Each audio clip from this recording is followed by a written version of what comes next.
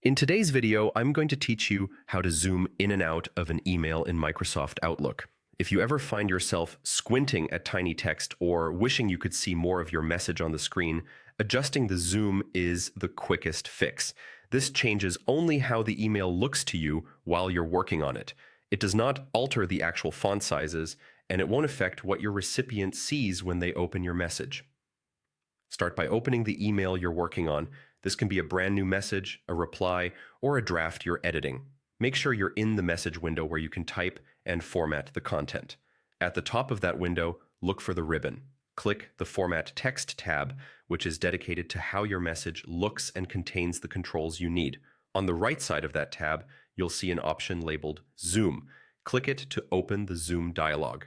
A Zoom dialog box will appear with several preset choices. These are quick shortcuts to common magnification levels, and they make it easy to find a comfortable view without trial and error.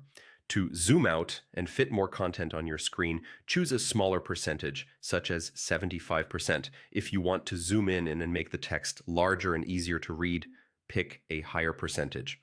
For example, 200% doubles the default size. You'll also see 100%, which is the standard view, along with other presets that help you fine-tune readability. If none of the presets are exactly right, you can type a custom percentage. This is perfect for subtle adjustments like 110% or 25%, which can improve comfort without making the layout feel oversized. Enter the number that feels right for your eyes and your screen.